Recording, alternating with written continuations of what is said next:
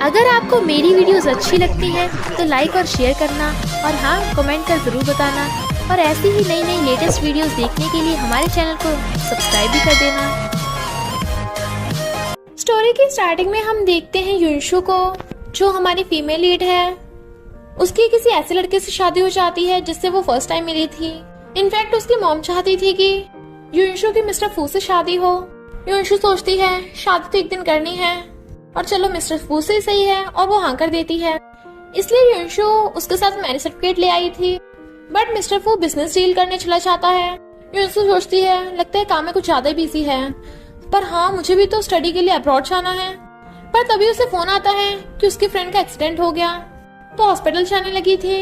इधर हम देखते हैं मिस्टर फू का कार एक्सीडेंट हो गया, जिससे वो कोमा में चला जाता है। फिर 4 साल बाद मिस्टर फू की आईज खुलती हैं, तो उसे अपनी वाइफ के सपने आ रहे थे, जिससे वो कोमा से बाहर आ गया। इसलिए बॉडीगार्ड को वाइफ के बारे में ढूंढने को बोल देता है। इधर युनशु भी फौरन से आ गई थी। उसके साथ एक छोटी बच्ची थी जो कहती है मम्मी क्या हम डैडी को ढूंढने आए हैं। वो कहती है नहीं बेटा है ना, मम्मी यहाँ पे काम करने के लिए आई है, तुम मेरा वेट करना, मैं भी वॉशरूम जाके आती हूँ। पर युनशु के जाते ही वहाँ पे मिस्टर फू की एंट्री होती है।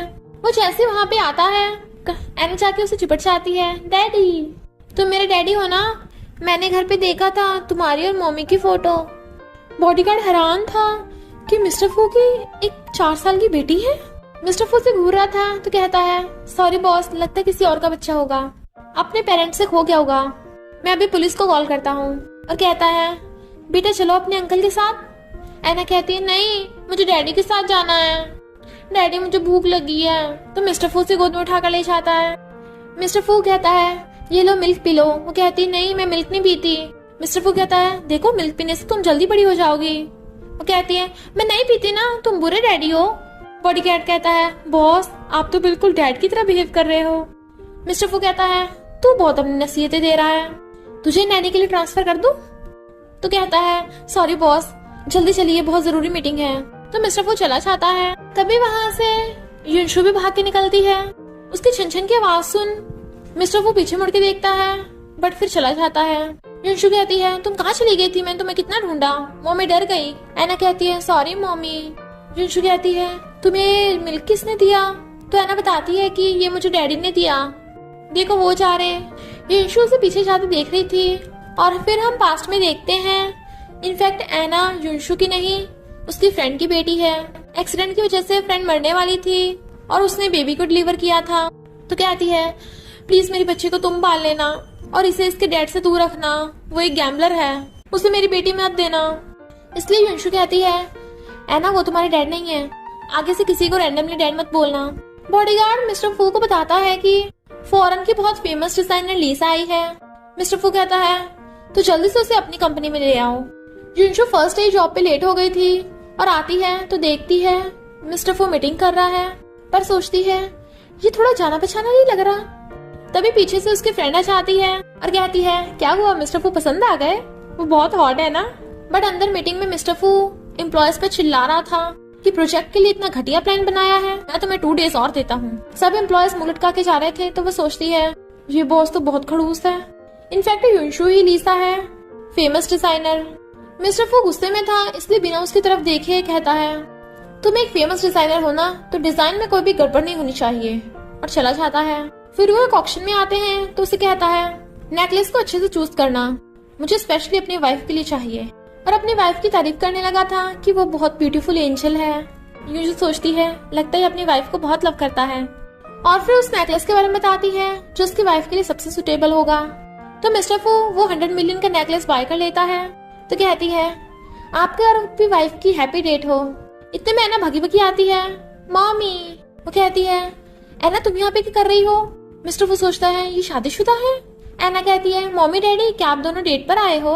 तो युनशु छुपाने लगी थी कि ये तो ऐसे किसी को डैडी बोल देती है, मिस्टर फू सीरियस मत लेना। बट मिस्टर फू तो स्माइल कर रहा था कि मैं इसे जानता हूँ। एना कहती है मॉमी सच में ये डैडी है, मैंने आपके मैरिज सर्टिफिकेट पे देखा था। बट युनशु से चुप करा के ले जाती है। युनशु का छन छन करता हुआ ब्रेसलेट मिस्टर फू देख लेता है तो सोचता है क्या ये वही है? नहीं ये कैसे हो सकता है, मेरी वाइफ कौन सा फॉरेन में रहती है। तभी बॉडीगार्ड आकर मिस्टर फू को उसकी वाइफ का फोन नंबर और कॉन्टेक्ट डिटेल्स देता है। तब मिस्टर फू को पता चलता है कि उसकी वाइफ का नाम युनशु है और वो उसे वो नेकलेस गिफ्ट देने वाला था। तो युनशु को फोन करता है क्योंकि उसे नहीं पता ना कि लीसा ही युनशु है। युनशु जैसे फोन उठाती है, मिस्टर फू को पीछे से एना की और एक लड़के की आवाज आ रही थी, इसलिए वो फोन काट देता है कि वो ऑलरेडी शादीशुदा है। युनशु सोचती है पता नहीं किसका फोन था, बट मिस्टर फू गुस्से से नेकलेस फेंक के मारता है कि मेरी वाइफ का बच्चा भी है। इतना में पता चलता है उस लड़के की आवाज थी गाओ की, जो युनशु का फ्रेंड है और नेबर भी। युनशु गाओ से बातें कर रही थी कि मुझे तो अपने 4 साल पहले वाले हस्बैंड की शक्ल भी याद नहीं है, वो तो धोखेबाज निकला, दोबारा अपनी शक्ल ही नहीं दिखाई। अगर वो मिल गया ना उसे सबक जरूर सिखाऊंगी। तभी बॉडीगार्ड युनशु को कॉल कर बुलाता है और फिर उसे सामान देने भेज देता है मिस्टर फू के घर। तो और वो सोचती है मैं डिजाइनर हूँ, पर ये काम तो असिस्टेंट वाला करवा रहे हैं मुझसे। पर फिर वहाँ की देखती है मिस्टर फू तो ड्रिंक कर रहा है और नेकलेस ऐसे पड़ा है। तो सोचती है कहीं बॉस का अपनी वाइफ के साथ झगड़ा तो नहीं हो गया, मुझे इस मामले से दूर ही रहना चाहिए। मिस्टर फू को उसकी मॉम का कॉल आता है जो कहती है तू जल्दी से युनशु को वापस ले आ, आखिर वो तेरी वाइफ है। बट वो कहता है अब से वो मेरी वाइफ नहीं है, मैं उसे डिवोर्स दे दूंगा। और उठ के जाने वाला था पर युनशु से टकराकर फिर से गिर जाता है और वो भी उसके ऊपर। वो नर्वस हो रही थी तो कहता है अब हटोगी मेरे ऊपर से। वो एकदम से दूर कहती है सॉरी बॉस, पर फिर वो गिरने वाली थी तो वो उसे पकड़ लेता है।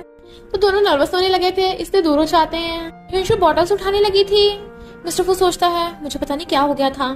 तभी उसे उसके लॉयर का फोन आता है जो कहती है क्या आप सच में अपनी वाइफ से डिवोर्स लेना चाहते हो? तो वो हाँ कर देता है। मिस्टर फू अपनी वाइफ को कॉल करता है, तभी युनशु का फोन बज पड़ता है। युनशु सोचती है पता नहीं किस रॉन्ग नंबर का फोन आया जा रहा बार बार, और फोन काट के स्विच ऑफ कर देती है। मिस्टर फू पूछता है तुम्हें किसका कॉल आया? तो कहती है वो कुछ नहीं, मेरी बेटी का था। इनफैक्ट युनशु का पर्सनल और ऑफिस नंबर दोनों अलग अलग हैं, इसलिए मिस्टर फू पहचान नहीं पाया। पर बेटी का नाम सुनते मिस्टर फू कहता है अभी के अभी निकलो यहाँ से, कार की कीज यहीं रख जाओ, मैं खुद चला जाऊंगा ऑफिस। युनशु भी गुस्से से कार की कीज वहीं फेंक के चली जाती है। उसे जाते देख बॉडीगार्ड को गड़बड़ लगती है तो मिस्टर फू से आकर कहता है ने लीसा को ऐसे जाने दिया, बाहर का माहौल थोड़ा ठीक नहीं है लड़कियों के लिए और टैक्सी भी नहीं मिलती। तो मिस्टर फू जल्दी से भागता है। इधर युनशु को गुस्सा आ रहा था तो मैं बॉस के घर गई उसे सामान देने, ऊपर से मुझे घर से बाहर फेंक दिया, कार भी नहीं लाने दी। तभी वहाँ 2 गुंडे आ जाते हैं और युनशु के साथ बदतमीजी करने लगे थे। वो उन्हें दूर कर देती बट वो हटते नहीं है, इसलिए वो उनके पर्स मार के भागने लगी थी। इतने में वहाँ मिस्टर फू कार लेके आ जाता है और उसका पर्स पड़ा देख समझ जाता है युनशु भागती भागती गिर गई थी। तो गुंडे से घेर लेते हैं जबकि वो चिल्ला रही थी मुझे टच मत करना। तभी मिस्टर फू आकर उन्हें धो डालता है और युनशु का हाथ पकड़ कहता है तुम ठीक तो हो ना, अगर तुम्हें बुरा लग रहा है तो तुम मुझे डांट सकती हो, मेरी गलती थी। वो कहती है तुम बॉस हो, मैं तुम्हें कैसे डांट सकती हूँ। और जाने लगी थी तो गिरने वाली थी, वो उसे पकड़ लेता है। तुम्हारा पैर मुड़ गया लीसा? वो कहती नहीं बस थोड़ी सी चोट लगी है, मैं चली जाऊंगी। बट मिस्टर फू उसे गोद में उठा लेता है। वो कहती है रहने दो, तुम्हें इम्पोर्टेंट मीटिंग में जाना है। मिस्टर फू कहता है मीटिंग तुमसे ज्यादा इम्पोर्टेंट नहीं है, अगर तुम्हारे पैर की हड्डी टूट गई तो तुम्हें अभी हॉस्पिटल लेके जाना पड़ेगा। और बॉडीगार्ड से कहता है मैं सब ये तुम्हें सौंपता हूँ, सफाई कर देना इन गुंडों की। युनशु कहती है बॉस मुझे नीचे उतार दो, अगर आपकी वाइफ ने देख लिया तो। वो कहता है ऐसा कुछ भी नहीं होने वाला, अगर तुम्हारे हस्बैंड ने देख लिया तो मैं उसे एक्सप्लेन कर दूंगा। युनशु सोचती है मेरा हस्बैंड पता नहीं वो मर गया या जिंदा है। नर्स आके बताती है कि बस थोड़ी सी चोट लगी है, कुछ दिनों में ठीक हो जाएगी। युनशु कहती है देखा बॉस मैं ठीक हूँ तो आप चाहिए। मिस्टर फू तो टच करने लगा था बट वो एकदम दूर हो जाती है कि मुझे कोई लेने आने वाला है, तुम जाओ। मिस्टर फू सोचता है मैं तो भूल ही गया इसका हस्बैंड भी है, और जाने लगा था। तभी उसे उसकी मॉम का कॉल आता है जो कहती है तुम युनशु को डाइवोर्स कैसे दे सकते हो, वो कितनी अच्छी लड़की है। मिस्टर फू कहता है मॉम आपको नहीं पता, उसने मुझे धोखा दिया, उसने मुझसे शादी की हुई है, तब भी किसी और लड़के से शादी कर ली और उसके साथ उसका बच्चा भी है, इससे डिवोर्स दे दूंगा। मॉम कहती है जरूर कोई मिसअंडरस्टैंडिंग होगी, ऐसा कैसे हो सकता है, तुम्हें एक बार पता लगाना चाहिए। तभी युनशु मिलने गाँव हॉस्पिटल में आता है और कहता है तुम्हारा बॉस कितना रिस्पॉन्सिबल है, मैं अभी उससे बात करके आया। पर युनशु से रोक लेती है कि ऐसा नहीं है, बॉस अच्छा भी है, सच कहूँ तो उसी ने मुझे बचाया है, क्या मुझे उसका थैंक यू करना चाहिए। और फिर बॉडीगार्ड के हाथ मिस्टर फू के लिए फ्लावर बुके भिजवाती है। बॉडीगार्ड कहता है लगता है लीसा को पता नहीं है कि आप शादीशुदा हो, क्या मैं उसे कोई वार्निंग दूं? मिस्टर फू फ्लावर बुके में से निकाल के नोट पढ़ने लगा था। वो कहती है सॉरी मुझे तुम्हारी और तुम्हारी वाइफ के रिलेशनशिप के बारे में पता चला कि तुम दोनों का झगड़ा हुआ है, पर हर बार डिवोर्स पे खत्म नहीं होती, तुम्हें उससे बात करनी चाहिए। ये फ्लावर बुके ले जाओ और अपनी वाइफ को मनाओ। पर मिस्टर फू ये हैरान था कि लीसा का नाम युनशु है क्योंकि कार्ड पे युनशु लिखा था, और सोचता है क्या कोइंसिडेंस है। पर मिस्टर फू तो बस इसे कोइंसिडेंस समझ रहा था और फिर अपने लॉयर से फोन कर कहता है अभी डिवोर्स का प्रोसीजर रोक दो। फिर वो अपनी वाइफ को मैसेज करता है कि हमें मिलकर बात करनी चाहिए। इधर युनशु हैरान थी कि 4 सालों बाद अब हस्बैंड का मैसेज आया। जब मैं उसे मिलूंगी ना उसके टुकड़े टुकड़े कर दूंगी। गाओ कहता है अच्छा ही है, तुम उससे एक बार मिलके उससे बात क्लियर कर लो। पर याद है वो कैसे दिखता है? युनशु कहती है नहीं, हाँ मेरे पास मैरिज सर्टिफिकेट होगा। और जाकर देखने लगी थी, पर एना बैठी मैरिज सर्टिफिकेट पे कुछ ड्रॉ कर रही थी और उसने मिस्टर फू का फेस पूरी तरह से खराब कर दिया था, जिससे वो दोनों पहचान नहीं पाते। एना कहती है मैंने सही किया, डैडी बुरे हैं।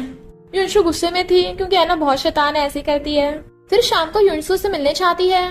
इधर मिस्टर फू भी वही फ्लावर बुके लेकर वहाँ पहुँच जाता है। दोनों दूर दूर खड़े एक दूसरे का वेट कर रहे थे। मिस्टर फू पीछे मुड़ के देखता है तो वहाँ पे कोई फ्रॉक कॉस्ट्यूम वाला था, जिससे युनशु से देख नहीं पाती। इतने वहाँ पर गाओ भी एना को लेके आ गया था। एना कहती है मम्मी मैं आपको प्रोटेक्ट करने आई हूँ। फ्रॉक कॉस्ट्यूम वाला कहता है तुम ये अपनी गर्लफ्रेंड को दे देना, बट वो नो थैंक्स कर देता है। गाओ कहता है हम तुम्हारे लिए आए हैं, तुम्हें इतना पसीना क्यों आ रहा है? और उसका पसीना साफ करने लगा था। इतने में मिस्टर फू उन्हें दूर से देख लेता है और सोचता है ये है मेरी वाइफ, इसका तो ऑलरेडी हस्बैंड और बच्चा भी है, लग रहा है बात सच है। और फ्लावर बुके फेंक के वहाँ से चला जाता है।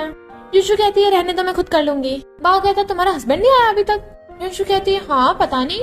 और फिर जाते हुए देखती है मिस्टर फू को, तो कहती है मिस्टर फू यहाँ पे क्या कर रहा था? और जाने लगी थी पर बाव रोक लेता है। उसे छोड़ो, हम आइसक्रीम खाने चलते हैं। और दोनों एना को पकड़ के आइसक्रीम खाने ले जाते हैं। युनशु बार बार अपने हस्बैंड को कॉल कर रही थी, बट वो फोन नहीं उठाता, तो उसे भी गुस्सा आ गया था। पर फिर वो रास्ते में जाते हुए फ्लावर बुके नीचे पड़ा हुआ उठा लेती है कि ये कितने क्यूट फ्लावर्स हैं। तभी उसे किसी का फोन आता है जो कहते हैं हम बाहर से बोल रहे हैं, क्या तुम मिस्टर फू को जानती हो? उन्होंने बहुत सारा ड्रिंक कर लिया है तो उन्हें आकर ले जाओ। युनशु सोचती है लग रहा है मिस्टर फू का फिर से उसकी वाइफ से झगड़ा हो गया। और गाँव से कहती है तुम एना का ध्यान रखना, उसे घर ले जाना, मैं जा रही हूँ। इधर मिस्टर फू टल्ली था तो गर्ल्स उस पर लाइन मार रही थी। युनशु आकर कहती है बॉस मैं आपको घर ले जाने आई हूँ। वो गर्ल्स बोलने लगी थी कि मिस्टर फू कहीं नहीं जाएगा, यहीं पे रहेगा।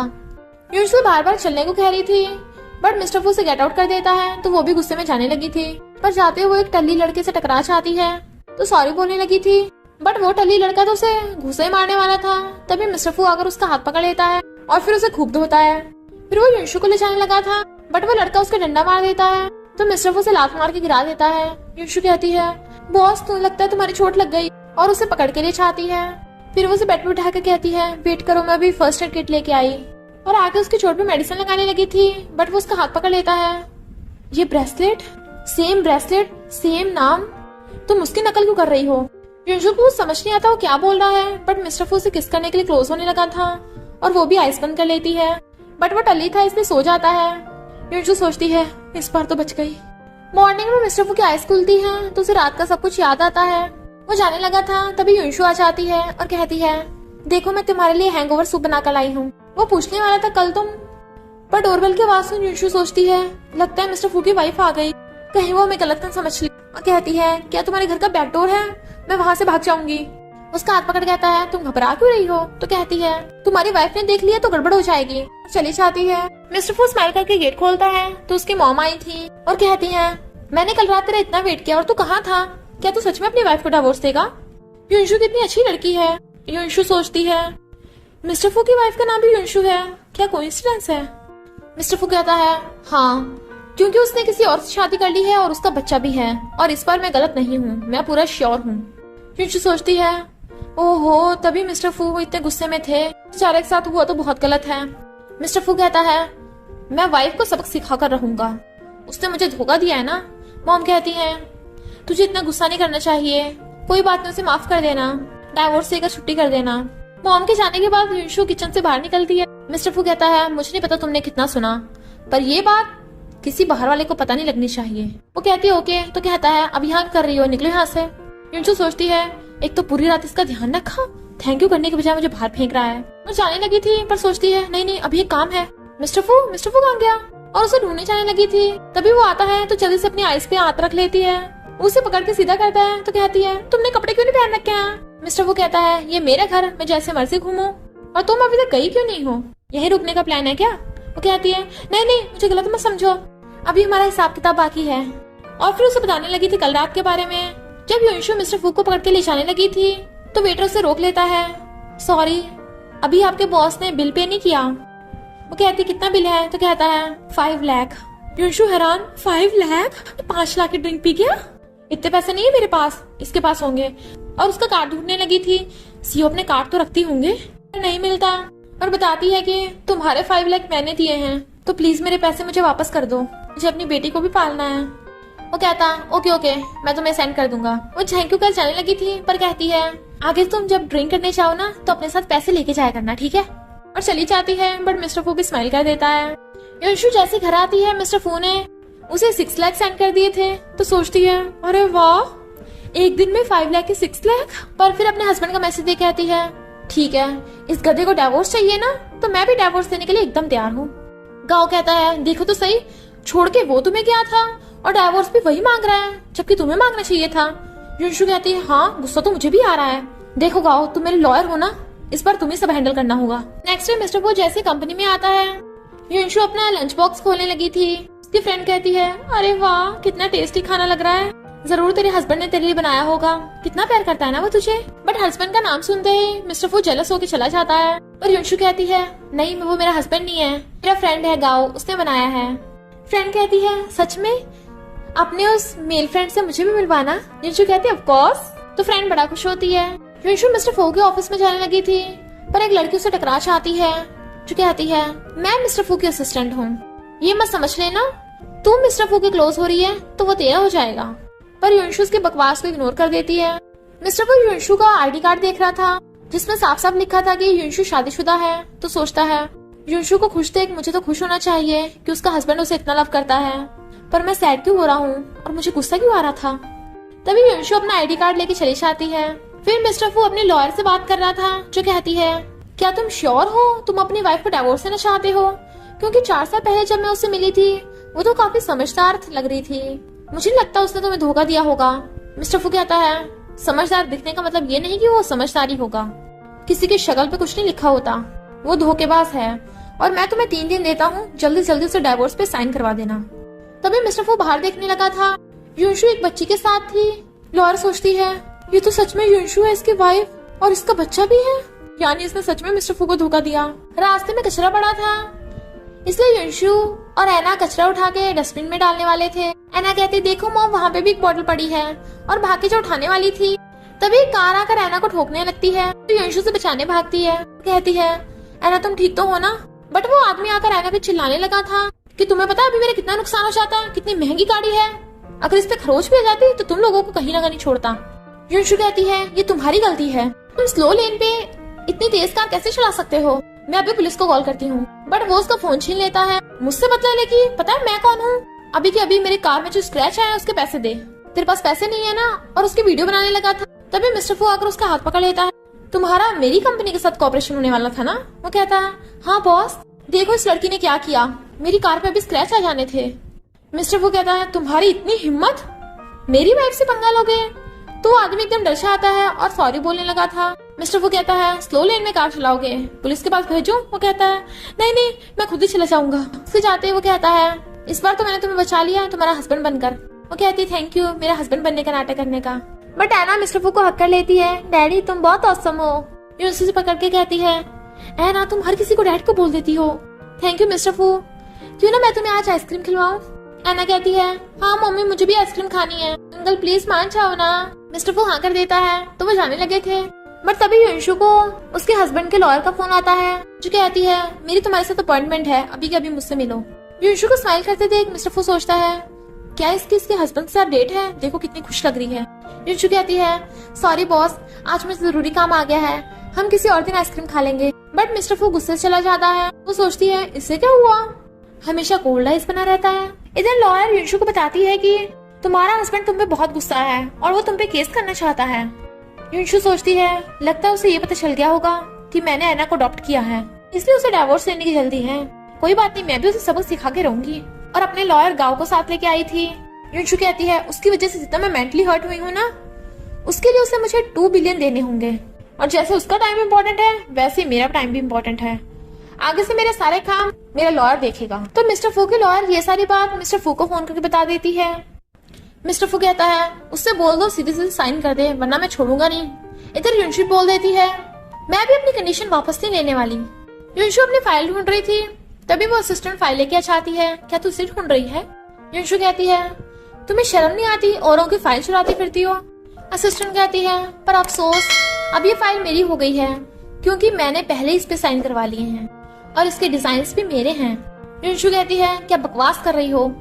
तभी वहाँ पे युनशु की मिस्टर फू के साथ वाली फोटो वायरल हो जाती है तो सब एम्प्लॉयज बातें बनाने लगे थे। देखो देखो, इसका मिस्टर फू के साथ चक्कर चल रहा है, ये अमीर बनने के लिए ये सब कर रही है, बॉस को फंसा रही है। असिस्टेंट कहती है, तू जितना मर्जी बॉस को सेड्यूस कर ले, मैं तुझसे हमेशा बेटर ही रहूंगी। तो युनशु समझ आती है ये फोटो जरूर इस असिस्टेंट ने लीक की है। वो कहती है, हाँ मैंने की है, क्या उखाड़ लेगी मेरा? तो युनशु गुस्से से मिस्टर फू के पास आने लगी थी। इधर मिस्टर फू अपनी वाइफ वाली बात पे गुस्सा था। तभी बॉडीगार्ड आकर बताता है कि बाहर र्यूमर्स फैल गई हैं कि युनशु आपको सेड्यूस करके इतनी फेमस डिजाइनर बनी है, लगता है कोई उसे फंसाना चाहता है। मिस्टर फू कहता है, युनशु को 24 घंटे दो कि वो खुद को निर्दोष साबित कर दे।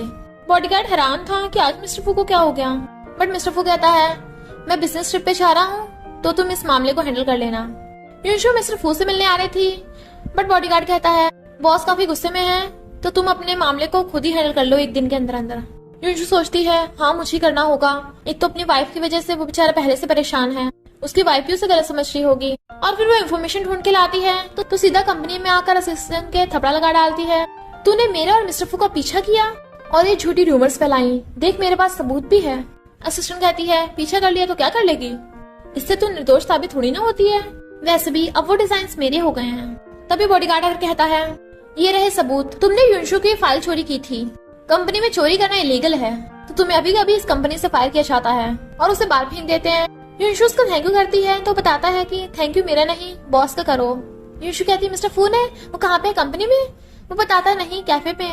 तो वो कैफे चली जाती है और सोचती है, मैंने अभी तक मिस्टर फू को आइसक्रीम भी नहीं खिलाई, चलो अभी खिला दूंगी। इधर कैफे में मिस्टर फू उस लॉयर से बात कर रहा था। वो दोनों मिस्टर फू के डाइवोर्स के बारे में बात करने लगे थे। जब लॉयर उठ के जाने वाली थी तो उससे गलती से मिस्टर फू के ऊपर पानी गिर जाता है तो वो सॉरी बोलकर साफ करने लग जाती है। इतने में युनशु जो आइसक्रीम लेके आ रही थी उन दोनों को साथ में देख सैड हो जाती है कि उसकी आइसक्रीम ही गिर गई थी। मिस्टर फू आकर पूछता है, युनशु अभी आई नहीं, क्या उसका मामला हैंडल नहीं हुआ? बॉडीगार्ड कहता है, प्रॉब्लम तो हैंडल हो गई पर वो सैड लग रही थी, वो सबसे टॉप फ्लोर पे गई है। वो जाने लगता है। इधर युनशु टॉप फ्लोर पे बैठी ड्रिंक कर रही थी। ये मुझे क्या हो गया, मिस्टर फू तो शादीशुदा है तो मैं उसे लाइक कैसे कर सकती हूँ? मिस्टर फू आकर कहता है, तुम कंपनी में आकर ड्रिंक कर रही हो? तो वो सॉरी बोलने लगी थी। मिस्टर फू कहता है, कोई बात नहीं, चलो साथ में ड्रिंक करते हैं, और फिर उसके साथ बैठ के ड्रिंक करने लगा था। तो वो उसकी हेल्प करने के लिए थैंक यू करती है। मिस्टर फू सोचता है, यानी तुम्हारे दिल में मैं सिर्फ अच्छा लड़का हूँ। उसे ड्रिंक करता देख युनशु पूछती है, क्या तुम किसी को लाइक करते हो? नहीं नहीं, मेरा मतलब तुम अपनी वाइफ को बहुत लाइक करते हो ना, तो उसे डाइवोर्स क्यों ले रहे हो? डिस्कस करके मामला हैंडल करो, फिर क्या पता कब दोबारा चांस मिले। मिस्टर फू सोचता है, मैं तुम्हें लाइक करता हूँ पर मैं कभी तुम्हारे साथ नहीं हो सकता।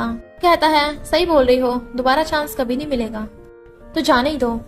और फिर दोनों सैड हो जाते हैं। युनशु बैठी बैठी उसके कंधे पे सो गई थी तो वो उसे पकड़ लेता है और फिर उसे किस करने लगा था पर खुद को रोक लेता है। नहीं, मैं ऐसे कैसे कर सकता हूँ, इसकी खुद की फैमिली है, मुझे अपने रफ पे कंट्रोल करना होगा। युनशु की जब आइस खुलती है तो वो सॉरी बोलने लगी थी। वो अपना कंधा पकड़ के बैठ गया था तो कहती है, सॉरी सॉरी, तुम्हारा शोल्डर दुखने लग गया क्या? मिस्टर फू कहता है, तुम्हें क्या मैं पिलो दिखता हूँ?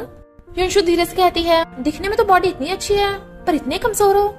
वो कहता है, क्या बोला? तो कहती है, कुछ भी नहीं बॉस। तभी युनशु को फोन आता है, मेरी बेटी तेरे पास है ना, मुझे मेरी बेटी वापस चाहिए।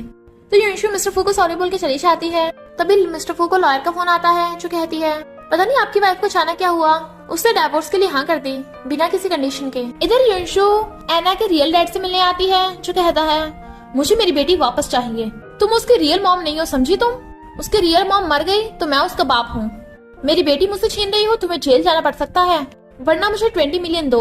युनशु कहते हैं, तुम्हें शर्म नहीं आती, अपनी बेटी का सौदा कर रहे हो? एक तो तुमने अपनी वाइफ को छोड़ दिया, तुम गैम्बलर हो, और अपनी बेटी की लाइफ भी तो बर्बाद करना चाहते हो, और मैं ना को कभी तुम्हें नहीं दूंगी।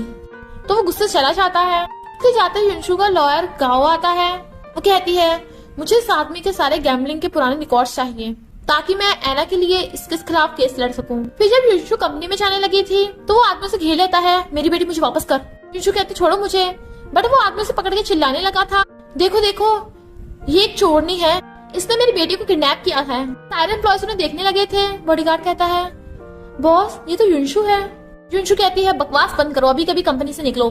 बट वो आदमी कहता है, ये लड़की बहुत धोखेबाज है, मेरी वाइफ बीमार थी तो इसने इस बात का फायदा उठाकर मेरी बेटी को किडनैप कर लिया और अब मेरी बेटी मुझे वापस नहीं दे रही है। मिस्टर फू सोचता है यानी एना युनशु की रियल बेटी नहीं है।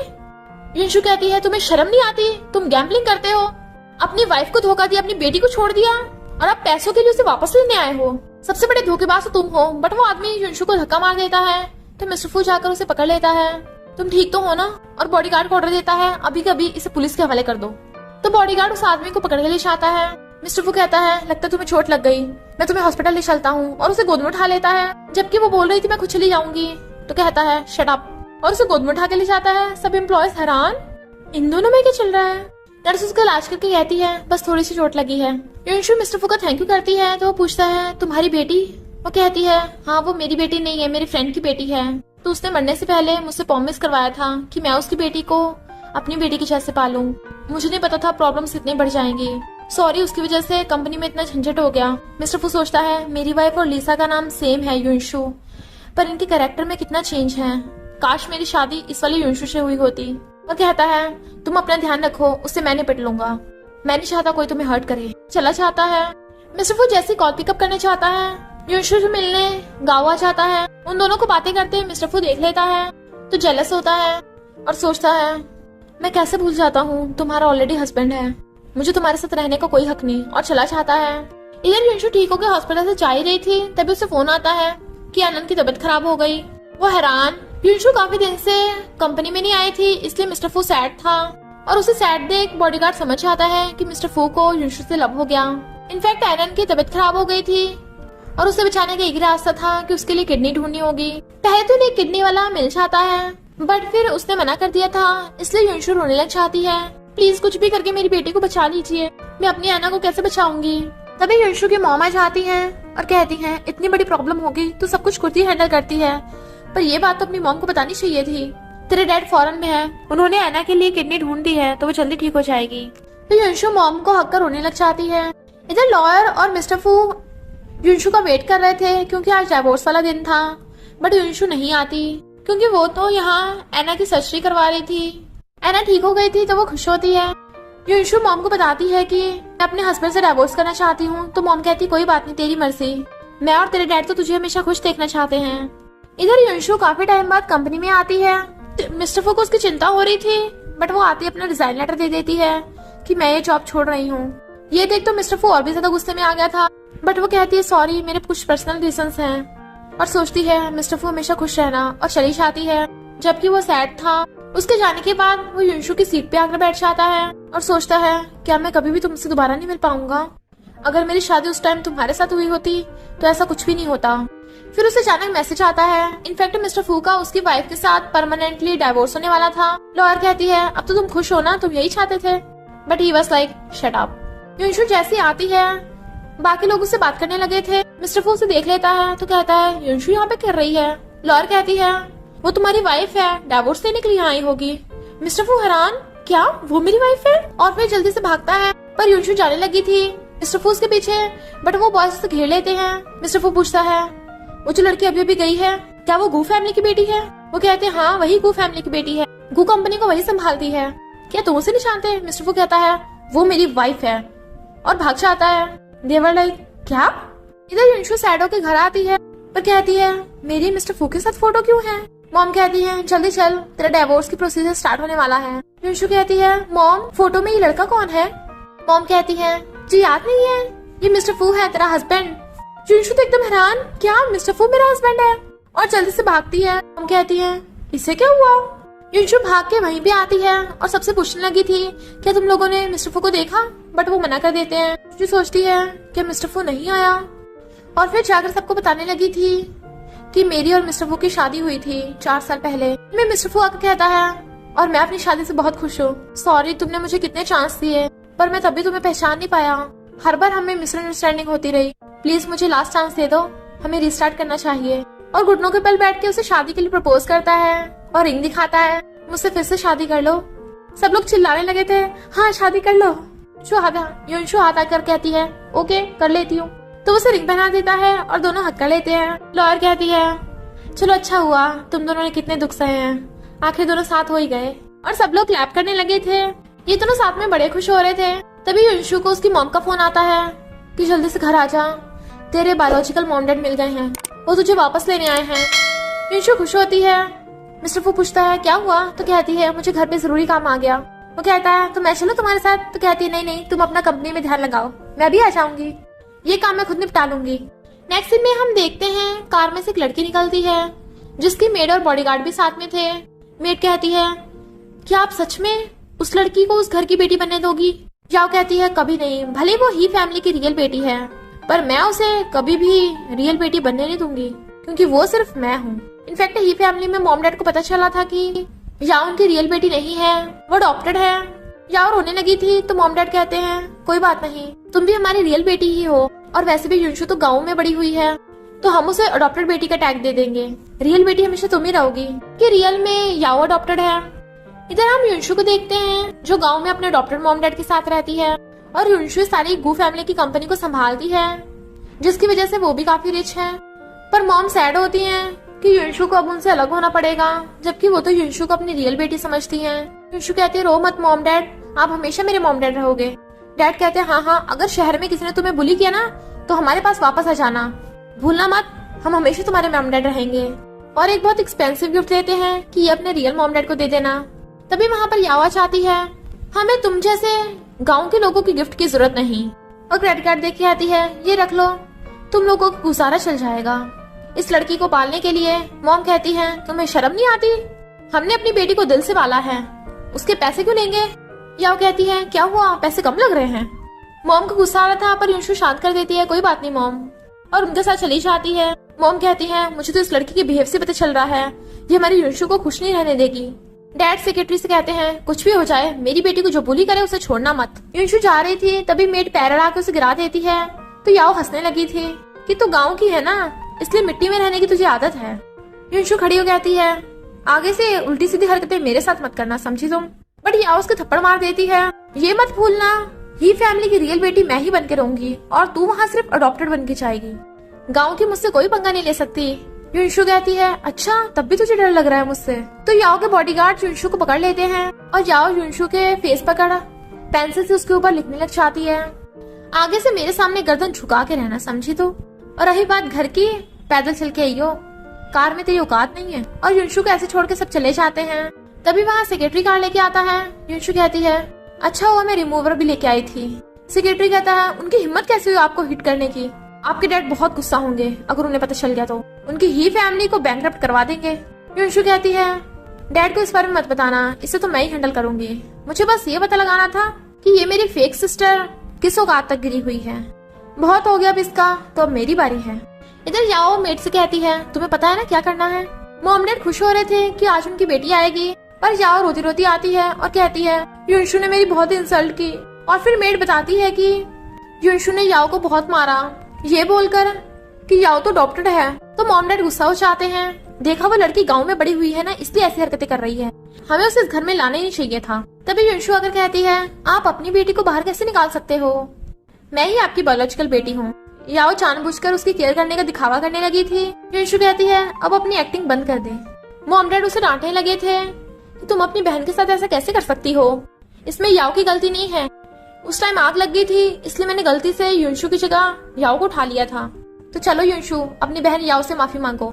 याओ कहती है रहने दो, युनशु को अभी रूल्स के बारे में पता नहीं है ना, मैंने इसे माफ किया। डैड कहते हैं युनशु अब तो घर में आ गई है तो तुम्हें पता होना चाहिए कि सबके साथ अच्छा बिहेव करना होता है।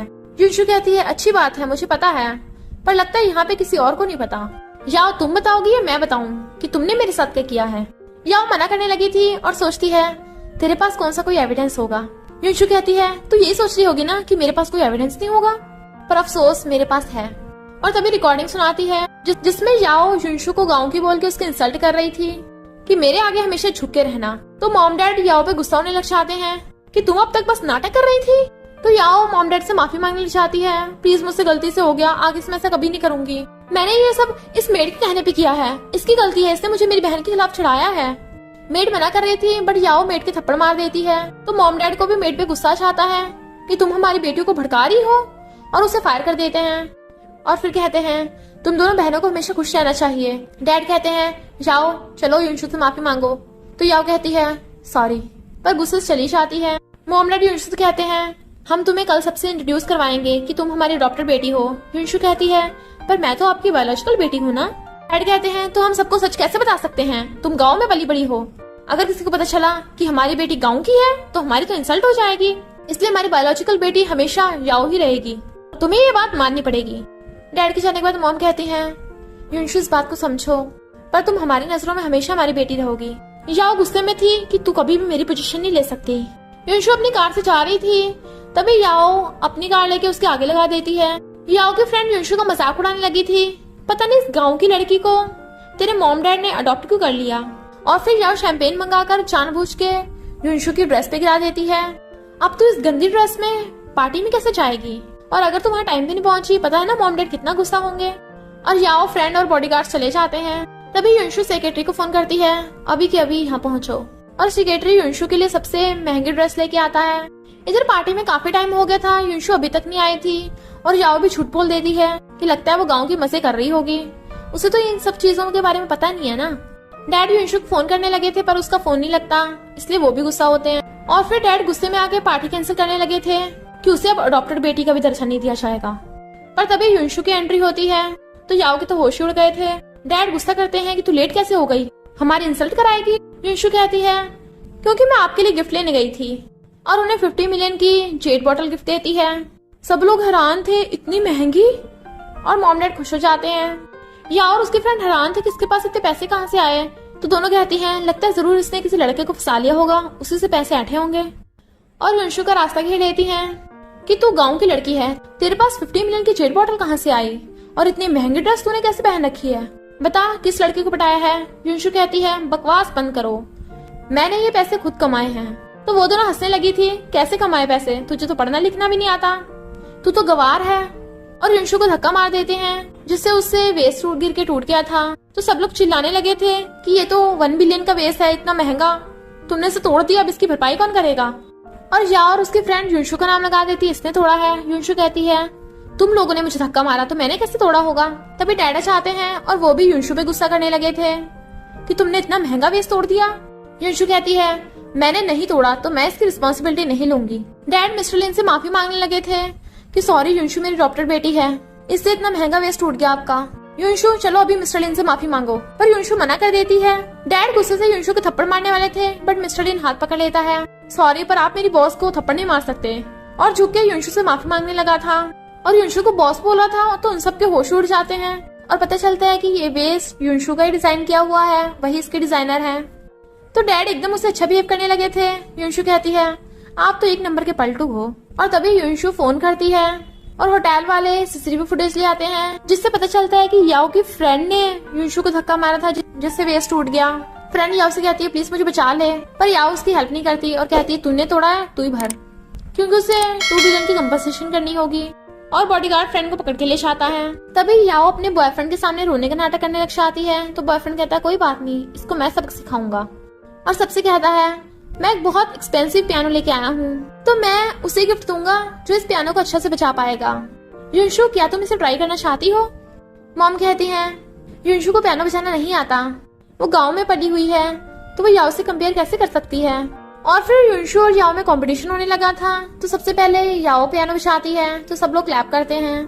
तो वो लोग युनशु को मजाक उड़ाने लगते हैं कि तुम्हें तो पियानो बजाना आता नहीं होगा। बट फिर जब युनशु की बारी आती है वो पियानो बजाती है तो सबके होश ही उड़ गए थे क्योंकि उसने बहुत अच्छा पियानो बजाया था। युनशु कहती है तुम्हारा पियानो मुझे बहुत पसंद आया, इसलिए याओ गुस्से में थी। युनशु इतनी इंटेलिजेंट है और उसमें इतनी एबिलिटी है, इसलिए मॉम डैड डिसाइड करते हैं कि वो ही अपना ब्रेसलेट युनशु को देंगे।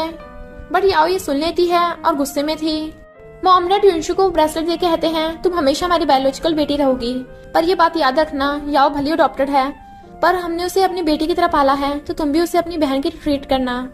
याओ और बॉयफ्रेंड मिलके युनशु के खिलाफ प्लान बनाते हैं कि वो सबसे बड़ा प्रोजेक्ट ले लेंगे, जिससे मॉम डैड युनशु पे गुस्सा हो जाएंगे कि युनशु का सबसे बड़ा प्रोजेक्ट वो दोनों छीन लेंगे। पर पता चलता है वो सबसे बड़ा प्रोजेक्ट गू कंपनी की सीईओ ने खरीद लिया है। तो वो दोनों खुश होने लगते हैं कि युनशु को तो ये प्रोजेक्ट मिला ही नहीं। बट फिर उन्हें पता चलता है कि गू कंपनी की सीईओ कोई और नहीं युनशु ही है, यानी वो एक हिडन सीईओ है। तो सबके होश उड़ जाते हैं, जबकि सिस्टर और बॉयफ्रेंड बैंकक्रप्ट हो गए थे, इसलिए वो दोनों इतने गुस्से में थे। युनशु रास्ते में जा रही थी तो वो दोनों उसे कार से ठोकने वाले थे। युनशु तो भाग के बच जाती है, बट उनकी कार के आगे मिस्टर यी आ गए थे। वो दोनों कहते हैं अब तो मिस्टर यी हमें छोड़ेगा नहीं, और दोनों भाग जाते हैं। मिस्टर यी बेहोश हो गए थे तो युनशु उन्हें हॉस्पिटल ले आती है, पर नर्स बताती है कि उनकी कंडीशन काफी सीरियस है, इसलिए आपको इन पेपर्स पे साइन करने होंगे। युनशु कहती है उनका इतना ब्लड लॉस नहीं हुआ था तो उन्हें आसानी से बचाया जा सकता है। अच्छा ठीक है, इस ऑपरेशन को मैं ही कर दूंगी। बट वो नर्स मना कर देती है, तुम पागल हो गई हो, कोई भी उठकर चलकर आकर ऑपरेशन नहीं कर सकता। मिस्टर यी का बेटा आ गया था कि जल्दी से मेरे डैड को ठीक कर दो। डॉक्टर कहता है ओके, मैं जल्दी से कोशिश करता हूँ। युनशु कहती है प्लीज आप मुझे भी ले चलिए। बट डॉक्टर गुस्सा हो जाता है, तुम्हें पता भी है मैं कौन हूँ? मैं एक फेमस डॉक्टर हूँ और ये ऑपरेशन रूम है, कोई भी नहीं घुस सकता। युनशु बताती है कि मैं झूठ नहीं बोल रही, मेडिकल स्कूल से PhD की है और हंड्रेड्स ऑफ सर्जरीज की हैं। हम दोनों मिलकर मिस्टर यी को जल्दी बचा लेंगे। बट डॉक्टर गुस्सा होकर चला जाता है, पर फिर ऑपरेशन करके डॉक्टर बाहर आते हैं कि सॉरी हमने बहुत कोशिश कर ली, अब उन्हें नहीं बचाया जा सकता। युनशु कहती है हम उन्हें अभी बचा सकते हैं, प्लीज नेक्स्ट सर्जरी मुझे करने दीजिए। डॉक्टर कहते हैं हमें तुम पे भरोसा नहीं है। युनशु कहती है तो हमारे पास और कोई ऑप्शन भी तो नहीं है, प्लीज मुझे एक चांस दे दीजिए, अगर उन्हें कुछ हुआ तो इसकी जिम्मेदार मैं होंगी। फिर युनशु ऑपरेशन करके आती है तो उनका बेटा कहता है मेरे डैड अभी तक उठे क्यों नहीं है, क्या किया तुमने उनके साथ? युनशु कहती है टेंशन मत लो, वो जल्दी होश में आ जाएंगे। सर्जरी सक्सेसफुल गई तो तभी नर्स बताती है कि हाँ इनकी कंडीशन काफी सुधर गई। तो डॉक्टर भी हैरान थे, हाँ सच में ये लड़की तो काफी इंटेलिजेंट है, तुम काफी अच्छी डॉक्टर बनोगी, प्लीज मेरे टीचर बन जाओ। युनशु कहती है रहने दीजिए, आप भी काफी अच्छे डॉक्टर हो, पर आपको कभी भी पेशेंट पे हिम्मत नहीं हारनी चाहिए। तो मिस्टर यी का बेटा भी युनशु का थैंक यू करता है मेरे डैड को बचाने के लिए। युनशु फिर उन्हें बताती है कि तुम्हारे डैड का किसी ने कार एक्सीडेंट किया है, अच्छा होगा तुम इस बारे में पता लगा लो। इधर मॉम डैड को पता चल जाता है कि मिस्टर यी का कार एक्सीडेंट हुआ है और कहते हैं पता नहीं किसने किया होगा, वो बचेगा नहीं। तो याओ अपने मॉम डैड को झूठ बोल देती है कि मैंने आपको बताया नहीं था, पर युनशु ने ही मिस्टर यी को धक्का मारा था। तो मॉम डैड गुस्सा हो जाते हैं कि युनशु इतना घटिया काम कैसे कर सकती है, क्योंकि अब मॉम डैड नहीं बचने वाले थे, ये फैमिली बहुत ज्यादा पावरफुल है। फिर जैसे घर आती है डैड उसके थपड़ा लगा डालते हैं, तुम्हारी सिस्टर ने हमें बता दिया कि तुमने मिस्टर यी को धक्का मारा तभी उनका कार एक्सीडेंट हुआ। युनशु ने बताने लगी थी बट डैड सुनते ही नहीं है और उसे घुटनों पर बैठने को बोल देते हैं, और याओ भी झूठ पे झूठ बोले जा रही थी। तो युनशु कहती है मैंने कितनी बार बोला मैंने मिस्टर यी को धक्का नहीं मारा, पर इस याओ ने उनका कार एक्सीडेंट किया है। बट मॉम डैड यकीन नहीं करते और डैड गुस्से से डंडा मंगाते हैं ताकि युनशु को मार सके। तभी वहाँ पर मिस्टर यी का बेटा चाहता है तो वो कहते हैं इसने आपके डैड को धक्का मारा था ना, तो हम इसे सजा दे रहे हैं। बट वो कहता है मैं तो युनशु का थैंक यू करने आया हूँ, इसने मेरे डैड की जान बचाई है। तो डैड जल्दी से युनशु खड़ा कर देते हैं, सॉरी मुझसे गलती हो गई। याओ कहती है इसने उस बुढ़े की जान कैसे बचा ली? युनशु कहती है पर तू इतना क्यों डर रही है? तभी मिस्टर यी का बेटा बताता है कि इसने और इसके बॉयफ्रेंड ने मिलके मेरे डैड का कार एक्सीडेंट किया है, मैंने CCTV फुटेज देख लिए हैं। वो पहले तो मना करती है बट मॉम डैड उसे डांटते हैं तो माफी मांगने लग जाती है कि मैं तो इस युनशु को मारने वाली थी बट गलती से वो बुढ़ा आगे आ गया। ये फैमिली का बेटा कहता है युनशु ने मेरे डैड की जान बचाई है तो वही डिसाइड करेगी कि इसके साथ क्या करना है। मॉम कहती है देखो युनशु या तुम्हारी सिस्टर है, भले तुम ब्लड रिलेटेड नहीं हो पर वो तुम्हारी सिस्टर तो है ना। युनशु कहती है ओके मैं इसे जाने दूंगी, पर मेरी कंडीशन है अब से मैं आपकी बायोलॉजिकल बेटी हूँ और इस याओ का आपकी प्रॉपर्टी के साथ कोई लेना देना नहीं होगा। तो मॉम डैड मान जाते हैं। बट फिर रात में याओ आकर ड्रिंक में कुछ मिला रही थी कि युनशु अब तो तेरा सीधा पत्ता कटेगा, ये सारी प्रॉपर्टी मुझे मिलेगी तुझे नहीं। अभी युनशु आ जाती है और कहती है तेरा ये प्लान भी फ्लॉप गया, मैंने सब कुछ रिकॉर्ड कर लिया है और जल्दी मॉम डैड को सेंड कर दूंगी, पर मुझे ये नहीं पता था तू प्रॉपर्टी के लिए किसकी जान भी ले सकती है। याओ कहती है काहे की जान, वो मेरे बायोलॉजिकल मॉम डैड नहीं है। इधर मॉम डैड जब ये वीडियो देखते हैं तो बहुत गुस्सा होते हैं। तभी आवाज आती है तो मॉम तो रोने लग जाती है कि मैंने तुझे पाल पोस के बड़ा किया और तूने ये सिला दिया। बट वो कहती है ये तुम लोगों की गलती है और हंसने लगी थी तो वो डर जाते हैं। फिर युनशु को याओ को कॉल आता है कि तेरे मॉम डैड मेरे पास हैं, तूने बचाना है तो जल्दी से जल्दी यहाँ पहुँच। इधर याओ ने मॉम डैड को किडनैप कर रखा था और उन्हें मारने वाली थी। तभी युनशु के बॉडीगार्ड्स आकर सबको पकड़ लेते हैं और युनशु आकर उन्हें पुलिस के हवाले कर देती है। तो मॉम डैड को बचा लेती है, के साथ खुश रहने लगी थी और इसी हैप्पी एंडिंग के साथ स्टोरी का एंड हो जाता है। तो बस थोड़ा सा इंतजार करना, फिर मिलेंगे न्यू स्टोरी में।